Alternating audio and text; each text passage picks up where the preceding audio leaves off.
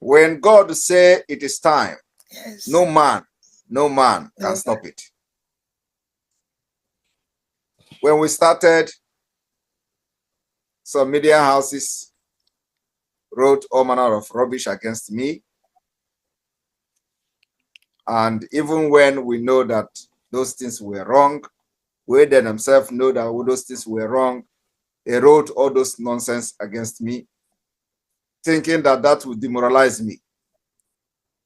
Rather, it made me more stronger. Yes. To continue to do the undoable. Yes. Until when God said they will correct it.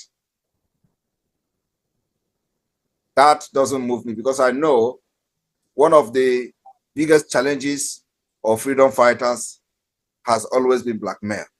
Mm-hmm.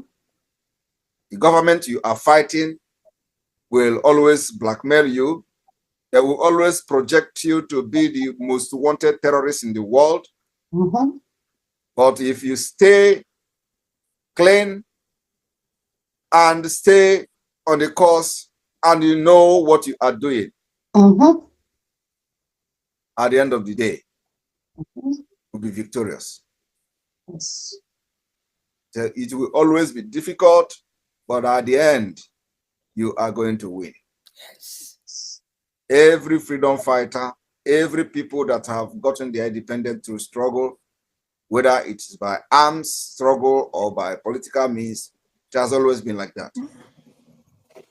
And sometimes, a lot of people may not stand the pressure that comes with the government-sponsored blackmail and propaganda, and they give up. I have one mission in this life. It is to be recognized as one of those who liberated Biafra and brought civilization to Africa. Because Biafra will be the beginning of civilization in Africa. And with the resources we have, little resources we have as a government in exile, with the strength we have put so far, that will show you where we are going. Yes. If we happen to have independence, control our resources, bring the type of leadership and state structure we are looking for, believe me, you will know that Biafra will be the beginning of civilization in Africa. Yes. We want to change the system, how they see Africa people. We want to change that particular subjugation where no African country have visa free to Europe. While the resources that is being used to power the economy of Europe is coming from Africa. Mm. But there is no single Africa that have visa free to Europe. Brazil has nothing to offer other than agriculture. Brazil has visa free to Europe. Africa don't. Because people that are leaders in Africa are non-entities. Mm-hmm. People that doesn't even know what international law means. People that don't know anything about international policy. People that doesn't know anything about how to play international politics. All they do is to go into power to make money for themselves and their families. They don't think about how to better the life of the citizens. They don't think about how to make the life of their citizens equal to those in the Western world. Mm. Equality is nothing to them. Even within their own country, they marginalize their own fellow citizens, turn them to second-class citizens in their own countries. Not to talk of fighting for your equal right elsewhere. So what we are bringing to the table is to make sure that as an African, first as a Biafran, you will be respected anywhere you go with Biafra passport in the world. Yes. We have the resources. They need us more than we need them. Yes. And for that reason, our brain will work for us. Mm-hmm. It is either you agree with our policy or you don't. We'll give you condition how we can do business with you, make us your friend, we become your friend. You benefit from what we have, we'll benefit from what you have. But you must learn to respect the citizens of Biafra. Yes. You must understand that what we are laying, the foundation we are laying today, is the foundation to eradicate anything forgery. Unlike Nigeria, where forgery, the highest forger, takes it all. I want to tell a story of how Nigeria, Biafra genocidal war affected our people today. Mm-hmm. During the war, Nigeria blockade of Biafra cost a lot. And it is one of the catalysts to what we are going through today, especially on the issue of fraud in Nigeria. It started when one of the Biafra soldiers who was trying to evade recruitment, he forged a leaf and wrote the statement for himself, carved the stamp of the Biafra army, and put on those statements that he has been given a leave not to be recruited on description to fight against Nigeria. Upon presenting the document he forged by himself, they accepted him and gave him a leave. Maybe I will have to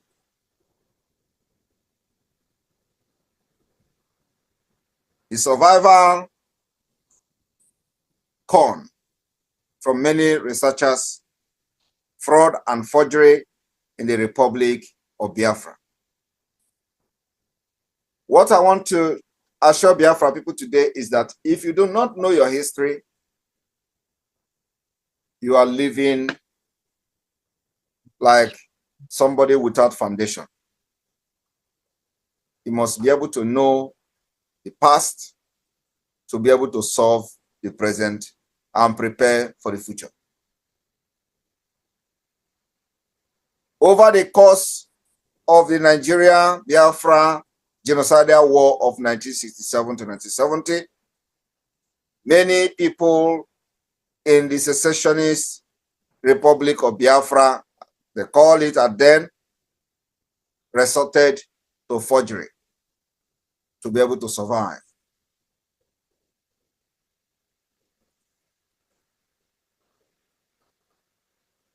They also engaged in other form of fraud.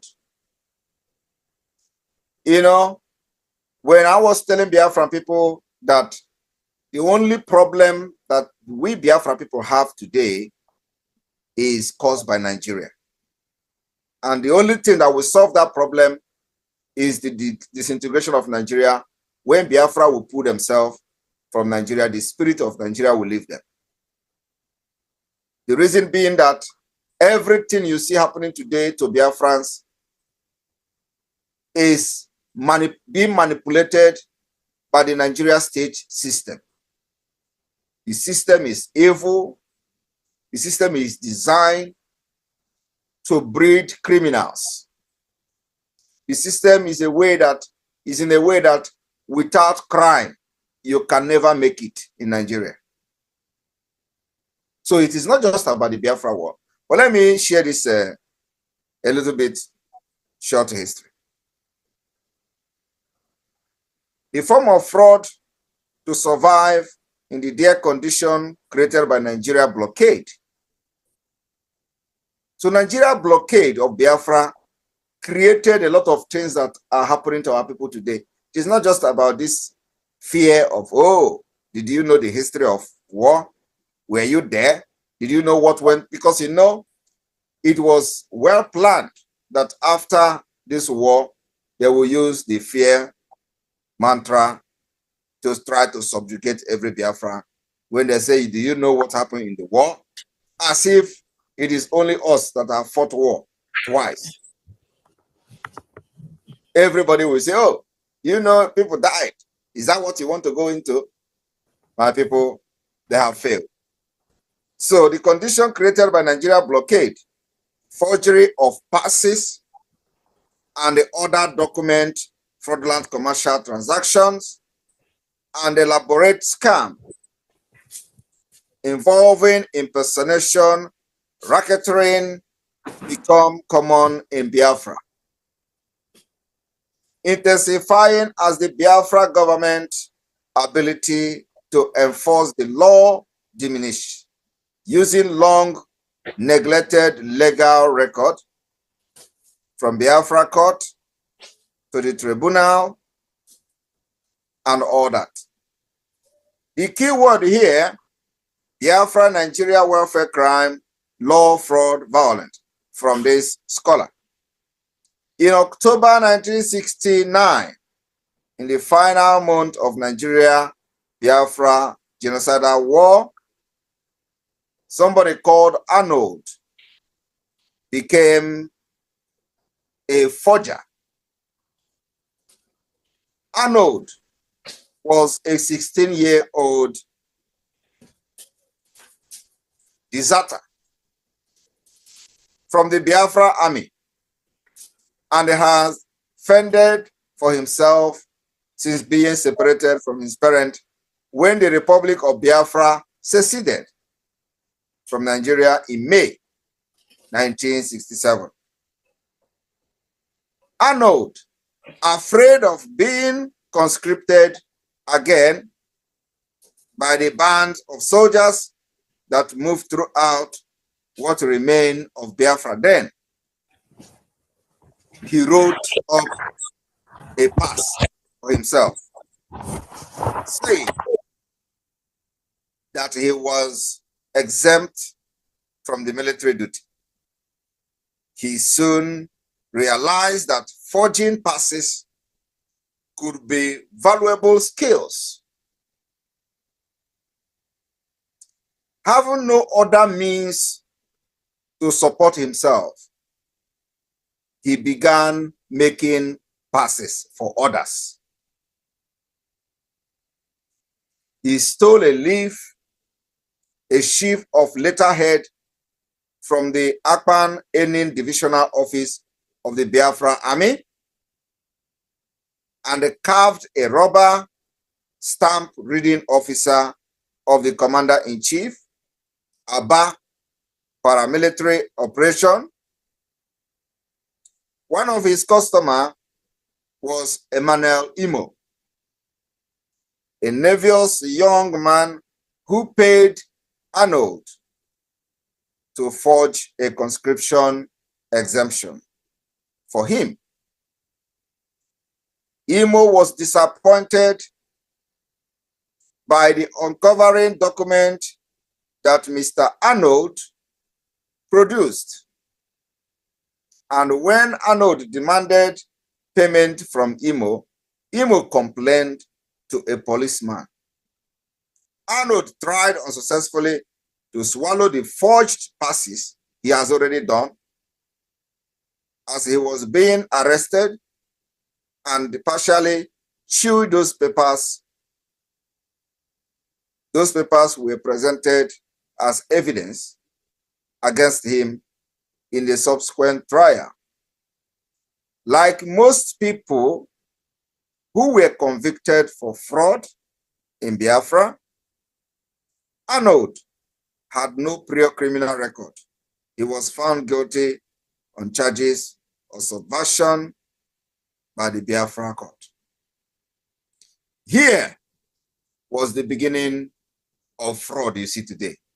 It is not just about 20 pounds given to the Biafra people.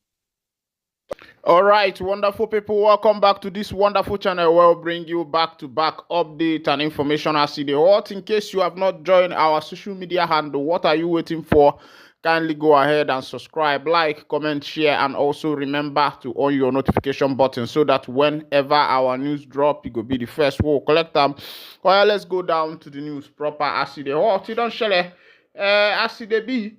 The man will be say they call asari ndokbo don they cry out say Mazina the canon of my brother oh Mazina the canon of my brother oh Mazina the canon of my brother oh Mazina the canon of my brother oh I say it be like say you know say they say that touch not my prophet and touch not my anointed and do my prophets no harm, as they be. It be like say, waiting prayers of Mazen and the Kanu, a Jewish prophet for that matter, Oechideke Kerebado, has started hunting Nanyon Dokumbo. They tell you no agree, it don't happen. Oh God don't run away, it don't happen.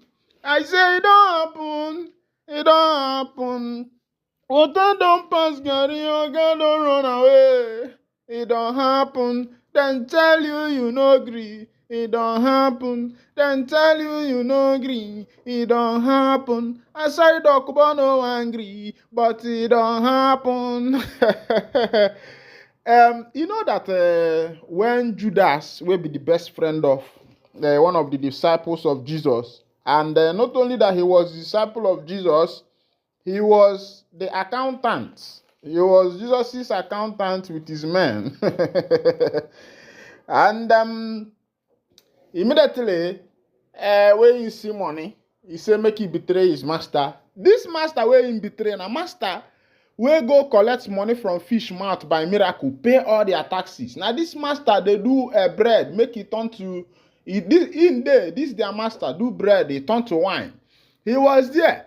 Their master did water, it turned to wine. He was there. Their master made 4 loaves of fish and 5 bread. He fed 5,000. At the other time, 4,000.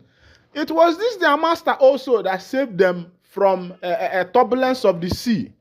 It was also this their master that also did a lot of miracle, made them known. Without Jesus, Judas would not have been known. But you could imagine that Judas went and betrayed Jesus because of money. You see that kind of scenario as it be. You see as that kind scenario they be. Meanwhile, this man called Ndokobo was one of Mazen Nnamdi Kanu's associates those days. Even though there was a time it was trending that Kanu gave him about 200 million to train his soldiers, and as they be, the money was squandered, and he was asking how much be money to train soldiers. You just give him 200,000. This, that as they be. But right now, even like say the man is apologizing, and he wants his relationship with Mazen Nnamdi Kanu Hamadike one of Ndigbo to come back as it is before. But meanwhile, you don't already betray your friend. Una don't come together, plan against the man. The man now, what do they call him? The man now, they can't carry and put for prison. Now, you feel that you can still come back and become his friend. Meanwhile, I don't know. As na no only issue man go na ahụ. So, na the leader of the indigenous people of Biafra, Mazen Nnamdi Kanu, where they wear the shoe, na you know where the shoe they pin them exactly. Meanwhile, you know get as be where it never be before. Meanwhile, as it happen for another place, you don't share as government don't do wetin no good, this one they happen for Ebonyi State, Abakaliki, where UGM guys by policemen raised down patrol van and even they almost entered into the police station. For Delta State, soldiers killing, they say army don't invade another Delta State community, Delta State community. They have raised down houses and they have also arrested they have also arrested a lot of people. This one is coming from the army people. And my own be say, when did army start doing arrests? Let's go down to the full detail of that information, make you see as it be. As it be, soldiers, as it be for that matter, they say disband army probe, institute judicial inquiry, sans retired judge, tell FG alternatively direct Delta government to set up a judicial commission of inquiry. For CDS claim that JTF has a police component to investigate murder. He said, allow villagers to retrieve the corpses of their dead, order military to vacate community, hand over suspects to police, time to call military to order Urobo Resonance Society. Now then they talk this one. Now this one is coming from Emma Amweze. He said, regional editor South Jimotota Onyome Egufe. Now this kind of plenty Egufe Yagubowi. Another person na Akpokoma Oma Fuere Chioma Onuegu and Ozuoruva Aliu and Ochoko Akwofa. This thing now Niger Delta people's name. I see the B for Uyeli. This one don't happen for Uyeli now. There's a troop of the Nigerian army conducting a cordon and search operation over the March 14 killing of 17 military personnel at Okwama in Uyeli South local government area, Delta State. Yesterday, invaded another community, Olota and alleged whisked away no fewer than 10 persons. This came on a day, senior advocate of Nigeria, San, and retired judge ripped apart the board of judiciary constituted by defense headquarters to investigate the March 14 killing of military personnel at Okoma in Uyeli South local government area, Delta State, saying it had no powers to do so. He said the over 200 soldiers entered Olota in 3 gunboats this morning, that's yesterday. They held the chairman, Matthew Olokpa, Biggie Edepehu, German Obiekute, Kenneth Okorodudu, and Atoa and others. The witnesses disclosed that the soldiers raised some houses in the community 50 kilometers from Okoma and took with them almost all the speedboats they sighted in the jetty. This one now looting upon looting. I go say, if you watch wetin that other man talk, they say make army leave this particular matter for police. I want to know your take on this particular Okoma matter. Abeg, judge as a good citizen. Remember that these Okoma are part of Biafrans, even though they are denying that they are not part of Biafran. But of course, you and I know the map and how this thing started, the history and the migration of Ndi Igbo who crossed the river Omambala.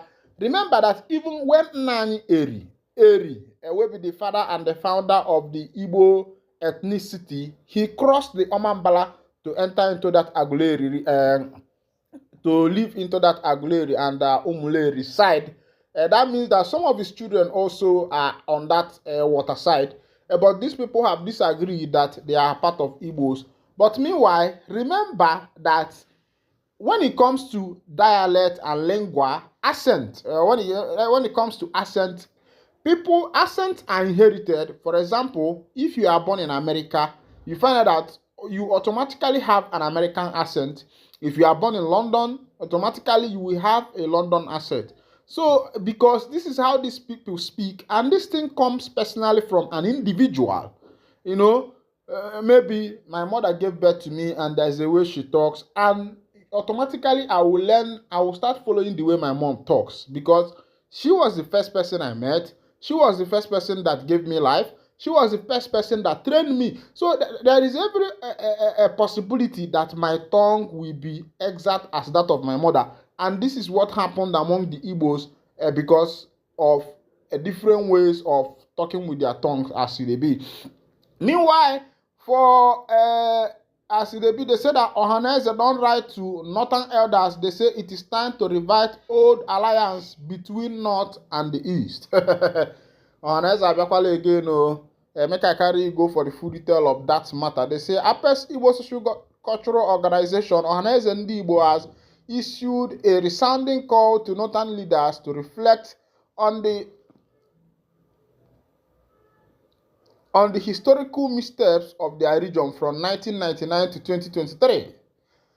The appeal is in response to the recent declaration by the Northern Elders Foreign Leadership expressing regret over their choice to support President Bola Tinubu in the 2023 general election. In a statement sent to Politics Nigeria, Mazi Okechukwu Isiguzoro, Secretary General of Ohanezendigbo, said the North must heed this call with grace, as they have been the architects of their own political misjudgment and blunders. Embracing the realities of realignment with the Southeast is imperative for the Northern region's future prosperity. Without rekindling the traditional allegiance with the East, the North risks being ensnared by cunning politicians perpetuating a cycle of regret that has plagued the region since 1999. The ongoing lamentation of the northern leaders within the first 11 months of President Bola Ahmed Tinubu's administration have not gone unnoticed by Nigerians, particularly the Ndigbo. Noteworthy figures such as the Sultan of Sokoto, Emir of Kano, and other eminent religious and traditional leaders has raised poignant concerns about the prevalent sufferings, insecurities, and poverty in the North. The voice of discontent from socio-cultural organizations and political figures in the North highlight a deep-seated dissatisfaction with the current trajectory. Isiguzoro made references to the harmonious political alliances that once existed between North and the East in the early 60s. He stated that the partnership between the MPC and the NCNC is a beacon of unity and collaboration that the North should consider revisiting for future elections. The regrettable choices made in the past election, as witnessed in just PDP 1998 convention, the northern choice of Obasanjo over Ekwueme, the 2015 choice of Buhari over Jonathan, and in 2023 Tinubu over Obi, underscores the need for strategic realignment to avert future remorse. Ndigbo extends an olive branch to the northern brethren, but the message remains clear. To pave the way for a prosperous future, a return to the table with the East is paramount. Though supporting President Tinubu until 2027 may seem prudent, the North must look towards collaborative effort with the East, their traditional allies, for sustained stability. The undulating paths of politics demand discernment and foresight to avoid the temptation and pitfall of momentary choices. The future beckons a united front, where the North and the East stand as pillars of strength, forging a destiny free from regret and fueled by mutual respect and collaboration, the statement concluded. This one is coming from the Ohanezendigbo. According to them, they are reminding the North of their allies. They have been allied with Ndigbo from the 60s, but from 1999, when the North made their choice, and as it is, the North has so much regretted. And Ohanezendigbo is saying to these people, remember thou where thou hast fallen and come back so that you can reunite. And of course, if you talk about leadership in Nigeria, a lot of people have this belief that Ndigbo likes money. But from what I can see, I will tell you that other tribes likes money than Ndigbo. Meanwhile, make I just wind down the curtain here.